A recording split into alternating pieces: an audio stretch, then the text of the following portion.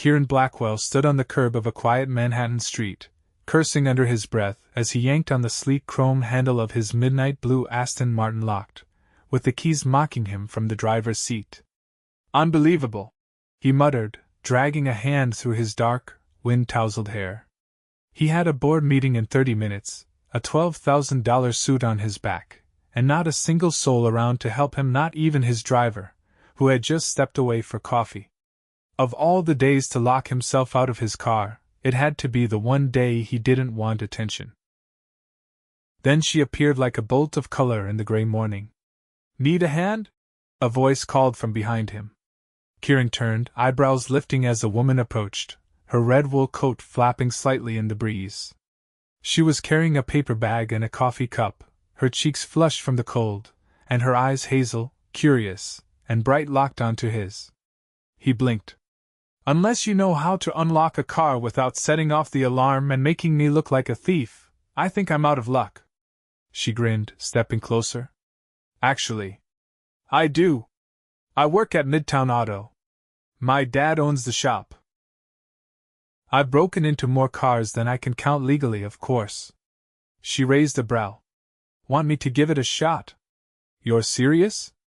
She shrugged. "You're standing outside of it in a three-piece suit, talking to yourself. Either you're insane or very late. I'm willing to take the risk." He paused, studying her. Her confidence wasn't fake. She looked like someone who didn't care that she was talking to a stranger who could have been anyone. "All right. Impress me. I'm Waverly," she said, setting down her coffee and reaching into her bag for a thin black toolkit. "Waverly Flint." Kieran offered a rare smile. "Kieran." She crouched by the car, eyes narrowing with focus. "Just Kieran?" He hesitated. "Blackwell. Kieran Blackwell." She froze for a moment, glancing up. "As in Blackwell Group? The guy who owns half of Lexington Avenue?" "Guilty." Waverly let out a low whistle. "You're lucky I'm not a car thief.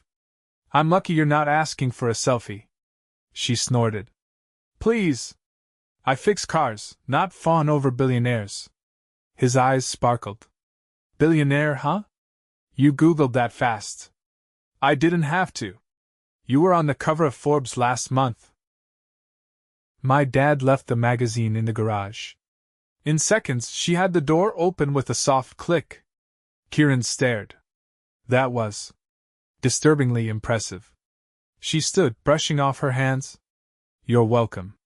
He reached into the car, grabbing his key fob and sliding it into his coat pocket. "I owe you one." Waverly grabbed her coffee and took a sip. "You owe me breakfast. I'm freezing, and I just saved you from being late to whatever billionaire thing you were about to do." He tilted his head. "You're direct. I work in a garage. We don't have time for small talk." A ghost of a grin tugged at his lips. "All right. There's a place 3 blocks from here. Best croissants in the city, trust me, I've tried them all." She narrowed her eyes. "You're not going to pull some rich guy move and buy the entire restaurant, are you?" "No promises." They walked side by side down the city street, her boots crunching softly against the sidewalk. She didn't seem fazed by the expensive watch on his wrist or the way the doorman at the cafe practically bowed when he walked in. She just ordered her almond croissant and cappuccino like she belonged there. "So," she said, biting into the croissant, "do you always lock yourself out of luxury cars, or was today special?" He chuckled. "Today was special.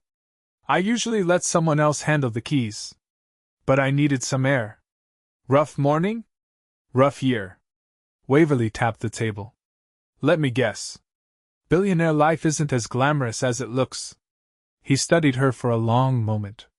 "It's exactly as glamorous as it looks. But it's also lonely. Empty." He paused. "You'd be surprised how many people pretend to like you when they want something." Her gaze softened. "I wouldn't be that surprised." He leaned forward. "What does that mean?" She gave a small shrug and sipped her coffee. "My mom left when I was 10. My dad raised me and my little brother with nothing but an oil-stained workbench and duct tape. People only show up when they need something fixed. Kieran's expression changed. So you know what it's like? To be useful but not seen? Yeah. I know it. There was a beat of silence between them. Something unspoken passed through the space. Recognition, maybe. Understanding. It wasn't about money. It was about being real. And Waverly, in her second-hand coat and oil-stained fingers, was the realest thing Kieran had felt in years. He paid the bill without her noticing and stood to leave. I've got to go save a company from collapsing. She stood with him. Well, I hope they appreciate your effort. He paused. Can I see you again? Waverly raised an eyebrow. Is this your billionaire charm talking? No. This is me, not the press release version. I want to see you again. She considered it. All right. But if you try to impress me with your private jet, I'm out. He grinned. I'll pick you up in a taxi then. They exchanged nothing more than a nod before parting ways, but something had shifted. Kieran didn't know it yet, but that stranger with the coffee and the toolkit had just cracked open more than his car. She'd cracked open his heart. The following evening, Waverly Flint stood at the back of the Midtown Auto Garage, her hands deep in the chassis of a '98 Mustang, grease painting her knuckles. The overhead lights buzzed faintly, casting long shadows across the concrete floor, and the smell of oil and metal clung to the air like a second skin. Her playlist hummed from the old radio on the workbench, classic rock, nothing fancy. She didn't notice the black town car until its headlights swept across the garage entrance. Waverly! Her younger brother Mason called from the front. Some guy's here. Fancy coat. Looks like he walked out of a Bond movie. She wiped her hands on a towel, frowning. Did he say what he wants? Didn't have to. He asked for you by name. When she stepped out from behind the car, Kieran Blackwell was leaning casually against the hood of a Lexus, dressed in a charcoal overcoat with black gloves tucked under one arm. He looked completely out of place among the shelves of brake pads and spark plugs, but if he noticed, he didn't show it. You tracked me down, she said, crossing her arms. I called every auto shop in Manhattan with a Flint on staff. Yours was the fourth. You could have just waited for me to call you. I could have. But I didn't want to. She arched a brow. What's the emergency? No emergency. Just an invitation, he said, pulling a slim black envelope from his coat. I'm hosting a benefit at the Met tomorrow night. Art, wine, too many people pretending to care about sculpture. I need someone who won't pretend. Waverly took the envelope. Why me? Because you didn't look at me like a walking checkbook. You looked at me like a person. And because you fixed my car without asking for anything. She studied him. Do I have to wear a ball gown? No. But if you want one, I'll have a tailor at your door in 20 minutes. I've got a dress. Don't panic. I wasn't worried. But I will be picking you up. She glanced at the car behind him. Not in that. That thing's practically whispering Wall Street midlife crisis. He laughed, brief and genuine. You've got a sharp tongue. Only when I'm awake. As he turned to leave, she called out. You always this persistent? Only when it matters. The next evening, Waverly stood in front of her apartment mirror, adjusting the deep sapphire dress she'd borrowed from her friend Marisol. It wasn't designer, but it fit, and it made her feel like she belonged somewhere bigger than a garage. Her hair was swept up, exposing the curve of her jaw, and a single silver cuff hugged her wrist. At exactly 7, Kieran knocked. When she opened the door, he didn't speak at first. He just looked at her. Not in the way men sometimes did, like they were cataloging her, but like she was music he hadn't expected to like. You said you had a dress, he finally said. I do. She grabbed her coat. And you're late. I'm never late. I just didn't want to rush this. A sleek black Mercedes waited at the curb, its driver standing by with the door open. Inside, the car smelled faintly of leather and something crisp like cedar and citrus. The ride was quiet, but not uncomfortable. Why the Met? She asked, watching the city blur past the windows. My mother loved it, Kieran said after a moment. She used to take me there when I was a kid. She'd pretend the statues were talking to each other. He paused. She passed away when I was 19. Waverly turned to him, surprised by the openness. I'm sorry. She was the only person who didn't care about the money. She just wanted me to be happy. Even when I didn't know what that meant. At the museum, the event was already in full swing. Crystal chandeliers bathed the hall in gold light, and the buzz of conversation drifted through the marble galleries. Waiters in white jackets floated past with champagne flutes. Waverly stepped inside and froze. I don't belong here, she whispered. You do, Kieran said quietly beside her. Just don't look at the people. Look at the art. As they moved through the gallery, she noticed how people parted slightly when Kieran walked by. Some nodded. Others offered polite smiles. But none approached him directly. They're afraid of you, she said. No. They're afraid I'll see through them. And they're probably right. A woman in a sleek silver dress approached. Her smile was wide and practiced. Kieran, I didn't expect you to bring a date. This is Waverly Flint, he said, turning to her. She saved me from a very expensive locksmith bill. The woman's smile didn't falter, but her eyes narrowed slightly. Charming! After she walked away, Waverly leaned in. Friend of yours? X. She wanted the last name more than the man. Sounds like a theme. It's why I don't do this often.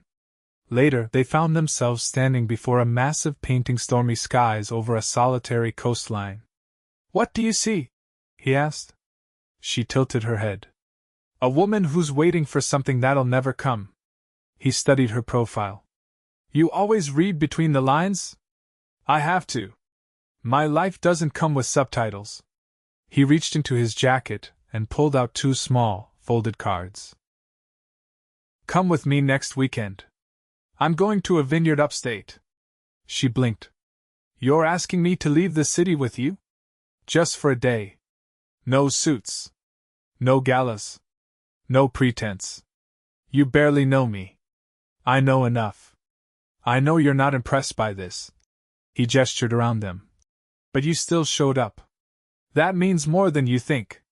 She took the card. One day. No helicopters. I'll drive, he said. I promise. As they exited the gala later that night, the city air had turned crisp. He handed her his coat without a word. She didn't return it. In the car, she stared out the window, her thoughts tangled. You okay? He asked. I'm trying to figure out what you want from me. He didn't answer immediately.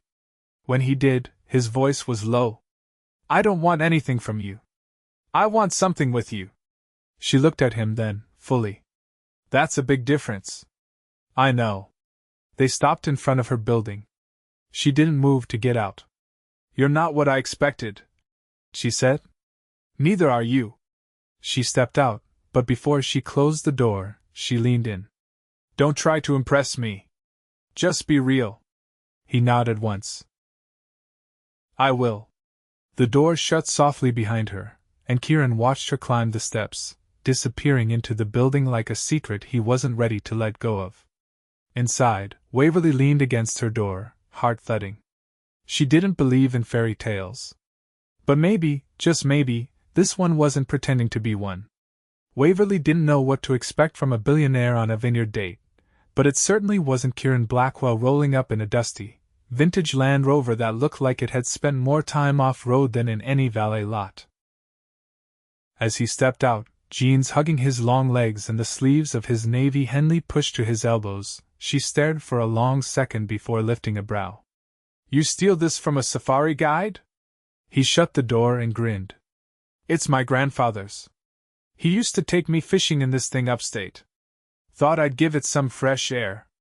She opened the passenger door, eyeing the cracked leather seats. Well, color me surprised. I thought you only drove things that came with a champagne fridge. Those are for events. This is for life. The drive upstate was more beautiful than she'd anticipated.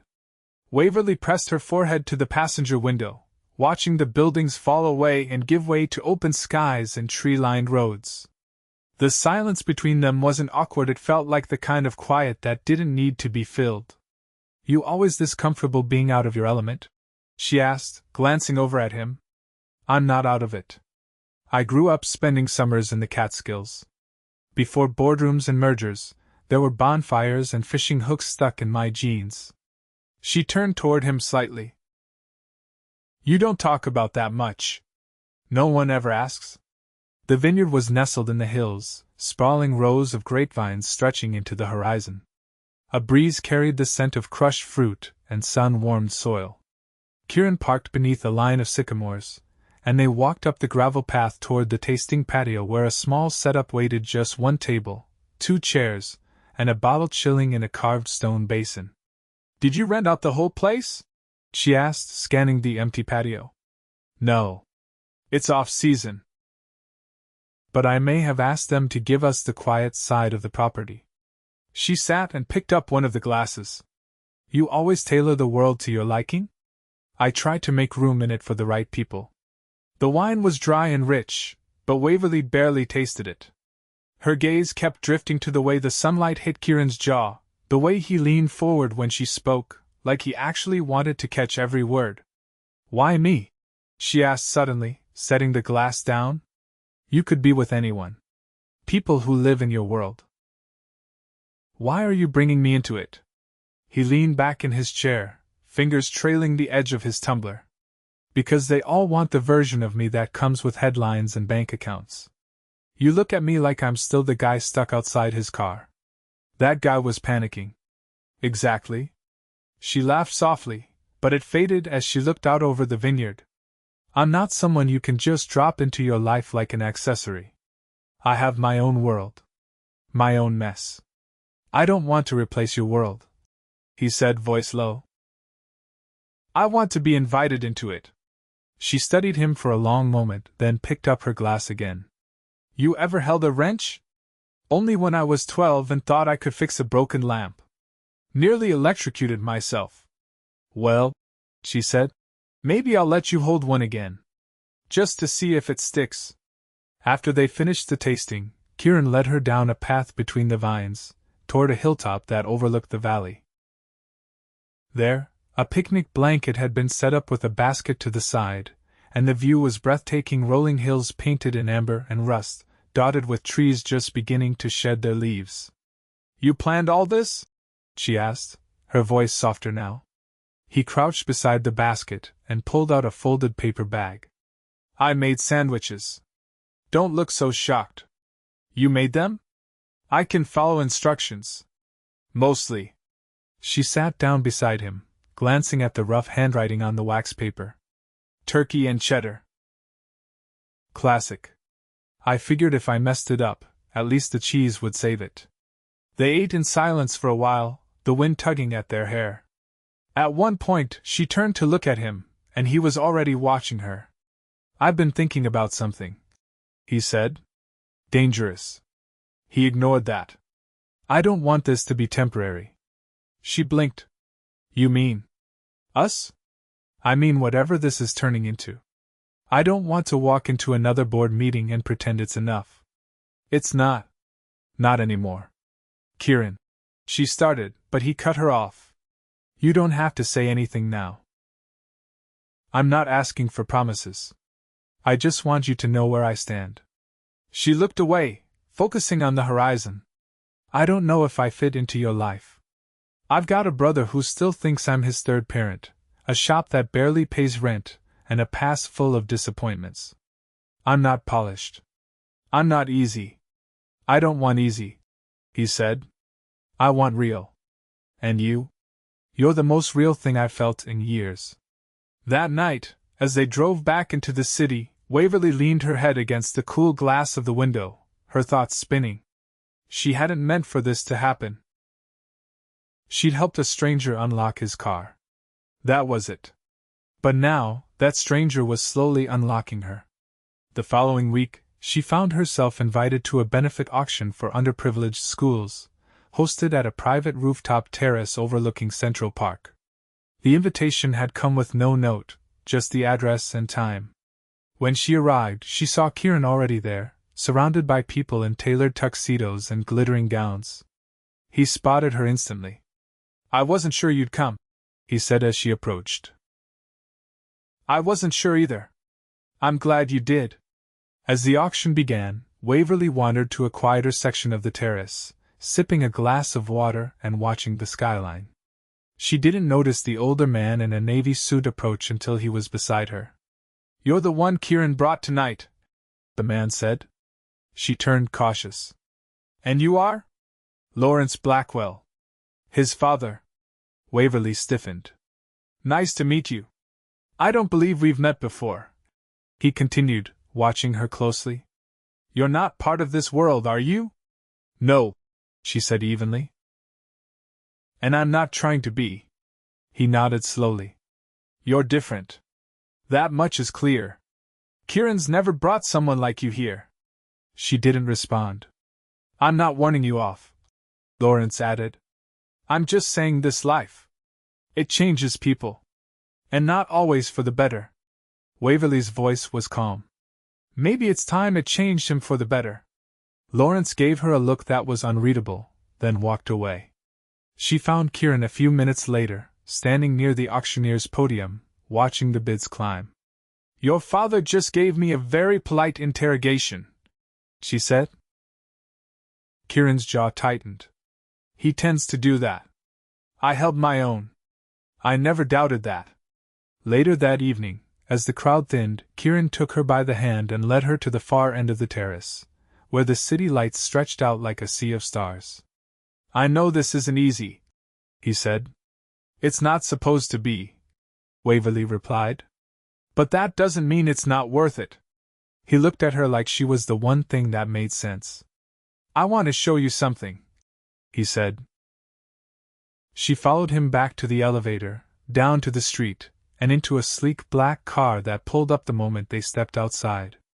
They drove in silence, crossing into Brooklyn, where the buildings grew older and the streets narrowed. Finally, they stopped in front of a tall, unassuming building. "This was my mother's place," he said quietly. "After she died, I kept it. Didn't change a thing."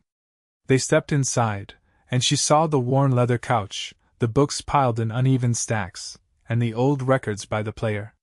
"She used to dance in here," he said, his voice distant. "On Sunday mornings? With me standing on her feet." Waverly stepped further in, drawn to a wall of photographs, black and white images of a young boy with unruly hair and a woman with the same eyes. "You bring people here?" she asked. "Only you." She turned to him, her voice soft. "Why me?" He stepped toward her, close enough that she could feel the warmth of his breath. "Because when you looked at me on that street, you didn't see a billionaire. You saw a man with a problem. And you fixed it." She reached up, fingers brushing the edge of his jaw. "I might have fixed more than that." His voice was barely a whisper. "God, I hope so." When he kissed her, it wasn't rushed or hungry. It was reverent. Like he'd been waiting for this moment, since the day she pried open the door of his car and cracked open something far deeper inside him. And for the first time in a long time, Waverly didn't feel like she was wandering into someone else's dream. She felt like she was finally walking into her own. Rain slicked the pavement in front of Midtown Auto, turning the street into a mirror of city lights and passing headlights. Waverly stood in the open garage bay, arms crossed, watching the water bead off the hood of a half-finished restoration project. Her phone buzzed in her pocket again, but she didn't reach for it. She already knew who it was. Kieran had been calling her nonstop for 3 days. Ever since the night in his mother's apartment.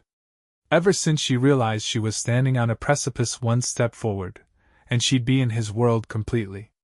But if she hesitated too long, she'd lose him. And she wasn't sure which outcome terrified her more. Mason jogged up behind her, tugging off his gloves. "You're gonna wear a hole in the concrete staring like that." She didn't answer. He leaned against the wall beside her. "You want me to say it first, or are you gonna admit you're in love with the guy?" She gave a tired laugh. I don't even know what I'm doing. Wave, you rebuilt a carburetor blindfolded when you were 15. You always know what you're doing. This isn't a car. It's a billionaire with family expectations, boardrooms, and a penthouse so high it probably has its own weather system. He also treats you like you matter, Mason said. Which is more than I can say for most of the guys you've dated. She looked down at her boots. I'm scared I'll lose myself in it. Then don't, he said simply. Just make sure whatever you build with him has room for both of you. Later that night, she stood in her small kitchen, staring at the envelope Kieran had left outside her door. She hadn't opened it yet. She didn't need to. She could feel the weight of what was inside heavier than paper, heavier than ink. She opened it. Inside was a single plane ticket. To Florence. Departing in 2 days. Waverly gripped the counter, her breath catching. There was a note, handwritten in bold, clean strokes. For the first time in a long time, I'm not flying for business. I'm flying for something real. Come with me. No expectations. Just us. She closed her eyes, heart pounding. When she opened them again, she was already reaching for her phone. The next morning, Kieran stood at the curb outside her building, hair damp from the rain, his coat unbuttoned. He looked like he hadn't slept. When she stepped outside, suitcase in hand, his expression didn't change. He didn't smile. Didn't move. You're really coming, he said. Yes. Still, he didn't react. Why? Because I'm tired of pretending I don't want this. He stepped forward then, slowly, like movement might scare her off. You're sure? I've never been less sure about anything, she said. But I still want to find out where this goes. He took the handle of her suitcase without a word and opened the car door for her. On the flight, she sat beside him in first class, the hush of the cabin wrapping around them. He didn't touch her hand, didn't speak unless she did. It wasn't tension, it was reverence, like both of them were afraid to breathe too loudly. In Florence, they stayed in a converted villa tucked into the edge of the hills. It wasn't flashy. The floors were stone, the windows framed in dark wood, and the scent of lemons drifted in from the trees outside. That first night, he made pasta from scratch. Badly. You're mixing the sauce like you're restructuring a company, she said, watching him from the counter, one foot tucked beneath her. I find the process meditative, he replied, stirring too aggressively. You're going to break the spoon. I've broken worse. The pasta was overcooked, the sauce uneven, but they ate it sitting on the floor of the kitchen, wine glasses balanced on the windowsill. She leaned against his shoulder, and for the first time in weeks, she didn't feel like she was walking a tightrope. She felt like she'd landed. The next morning, they drove into the countryside in a rented Alfa Romeo, the windows down, her hair whipping in the wind. She laughed loud, unguarded, and he kept stealing glances at her like he couldn't believe she was real. At a roadside market, he bought her a pair of handmade leather gloves without asking if she liked them. He just handed them to her and said, "You'll need these for when we're old and still going for drives." She didn't answer. She just pulled them on. That night, they stood on the balcony as the sun dipped below the hills, turning the world gold. Waverly leaned into the railing, the breeze tugging gently at her shirt. "I've never done this before," he said behind her. "Traveled?" "No. Brought someone into this part of my life. The part that's quiet." She turned. "Why me?" "Because when you walked toward me that day, you weren't trying to impress anyone. You weren't trying to be anything. And still, you became everything." Her throat tightened. "You're going to make it really hard to go back to normal life." "I don't want normal," he said. "I want you." She stepped into his arms then, and this time, when their mouths met, there was no hesitation. No fear.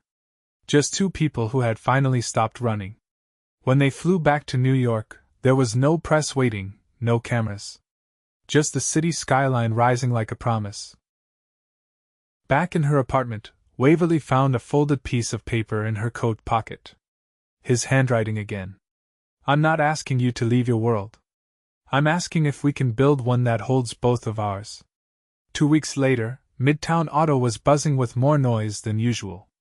The shop had just landed a new contract servicing a fleet of classic cars for a private collector, a collector who happened to share a last name with Kieran. Waverly watched as Mason accepted the first delivery with wide eyes. Kieran stood near the entrance, not interfering, just watching with quiet satisfaction. She walked up to him, arms crossed. You bribed us with business. No, he said. I invested in something I believe in. You sure it wasn't just a very elaborate excuse to keep showing up here? He leaned in. I don't need an excuse. I need a reason to stay. And this feels like one. Later that month, they attended a gala together, not as strangers, not as a billionaire and a mechanic, but as something stronger. Realer. When he introduced her, he said, This is Waverly. She owns my favorite place in the city. Not my girlfriend. Not the woman I'm dating. Just the truth. That night, as they danced beneath chandeliers and whispered jokes that only they understood, Kieran pulled her closer and said, I've been meaning to ask you something. She raised an eyebrow. If it's about your car, I'm off the clock. He reached into his jacket and pulled out a small velvet box. It's not about the car. She froze. He opened it. Inside was a ring, simple, but stunning. A single emerald-cut diamond set in brushed platinum. I don't want a life where you're visiting my world. I want a life where we build one together. Marry me. Waverly stared at him, her heart roaring in her ears. She wasn't a girl who believed in fairy tales. But she believed in this. In him. In them. So she said yes. The kiss that followed didn't belong to a gala. It belonged to a mechanic and a man who once locked himself out of his own car. It belonged to two people who had no business falling in love and did it anyway. 6 months later, they were married in the Catskills, under an oak tree that had seen more seasons than either of them. No cameras. No press. Just friends, family, and one very nervous billionaire who couldn't stop staring at the woman walking toward him. Waverly wore a dress she'd found in a second-hand boutique. Kieran wore a tie she'd picked out. When they kissed, the wind picked up, scattering leaves around them like confetti. And for the first time, Kieran Blackwell, the man who'd spent a lifetime behind walls of glass, steel, and silence, felt something he'd never truly known. Home. The last stubborn trace of winter had finally given way to spring, and the Blackwell estate in the Hudson Valley was waking up in layers of green, gold, and the delicate blush of cherry blossoms lining the gravel drive. Waverly sat on the stone steps of the main terrace, her elbows resting on her knees, watching the grounds crew prepare the back lawn for the evening's celebration. Kieran was inside, likely being dragged in 6 directions by planners, caterers, and a very opinionated florist who had strong feelings about lavender placement. But Waverly needed a moment away from the bustle. It had been a whirlwind since the wedding in the Catskills, quiet by design but not without consequence. The media eventually caught wind of it, and while Kieran had done everything he could to keep her insulated, there had been headlines. Speculation. Whispers about her not fitting in. But Waverly was done shrinking to fit anyone's expectations. She wasn't trying to belong in Kieran's world anymore. They were building a new one together. Are you hiding from your own party? Came a voice behind her. She turned to see Marisol, heels in one hand, a thin layer of sweat on her brow. I'm not hiding. I'm breathing. Marisol plopped down beside her. Well, breathe faster. Your husband just sent someone to find you like you'd run off with the pastry chef. I'd never do that to him, Waverly said. He's too good at making pasta disasters. Marisol laughed. Tonight's going to be insane. Half the tech world is showing up just to say they were here. I've seen the guest list. There's a Nobel laureate and a guy who owns 6 satellites. Waverly leaned back on her palms. I just want to make it through dinner without accidentally offending someone who can buy country. You'll be fine, Marisol said. You intimidate them more than you realize. Kieran found her moments later, still barefoot, his tie undone, and his eyes searching like he'd misplaced something valuable. "There you are," he said, brushing hair from her cheek. "I thought you'd vanished. Just getting my bearings. Your empire is very landscaped. Come inside," he said. "There's something I want to show you before everyone arrives." They walked through the house hand in hand, past the grand piano she still refused to touch, and into what had once been a drawing room but now held something entirely new. Waverly stopped in the doorway. The walls were lined with workbenches, tool cabinets, and car parts, some vintage, some gleaming and new. A hydraulic lift occupied one corner, and a pegboard displayed a full set of wrenches in perfect order. The floor was spotless. The smell of motor oil was faint, but unmistakable. "You made me a garage," she whispered. "I didn't make you anything," Kieran said. "You've always had this. I just gave it a roof." She turned to him, speechless. "I know you're not going to stop working," he continued. "And I don't want you to. But I also know driving back and forth to the city every day is exhausting, and we have the space. So, this is yours. Do whatever you want with it." When she finally found her voice, it was low. "I don't know what kind of man builds his wife a garage instead of a walk-in closet, but I married the right one." "I'd still build you a closet," he said. "But you'd fill it with steel-toe boots." They kissed there, surrounded by the soft click of cooling metal and the faint hum of the house waking up around them. That evening, the estate transformed from a quiet retreat into a glowing celebration of glass lanterns, string lights, and the low thrum of jazz weaving through the trees. The party wasn't just a social event, it was a declaration. Kieran had stepped away from 2 major board appointments in the past month, consolidating operations to focus on a new venture, a foundation supporting vocational education, with Waverly as co-founder. He introduced her from the stage beneath the stars, his voice steady, his hand never once letting go of hers. "This woman taught me that value isn't found in titles or net worth," he said. "It's found in grit. In goodness. In the ability to fix something with your own hands. I'm not just proud to call her my wife, I'm proud to build something with her that will outlast both of us." She hadn't planned to speak, but when he looked at her with quiet encouragement, she stepped forward. "My father once told me that the best mechanics are the ones who listen before they touch anything," she said. "I think that's true of people, too." Kieran listened. "And then he built something with me instead of around me. So this everything we're starting is for the ones who've been overlooked. The ones who fix things, not for applause, but because it needs doing." The applause was real, but it was the look in Kieran's eyes that stayed with her as they danced later, barefoot on the lawn, her head resting against his chest. "Do you think your mother would have liked me?" she asked quietly. "She would have adored you," he said. "She would have told me to stop talking and just marry you already." The following weeks were quieter. They moved between the city and the valley with ease. Mason was now running most of Midtown Auto on his own and loving it. The foundation was gaining traction, with partnerships forming across the country. And Waverly found herself doing something she'd never imagined, mentoring young women entering trade programs, showing them they didn't have to choose between strength and softness. One afternoon, Kieran found her in the new garage, sleeves rolled up, grease on her temple, humming along to a radio station that faded in and out depending on the wind. He watched her for a long time before speaking.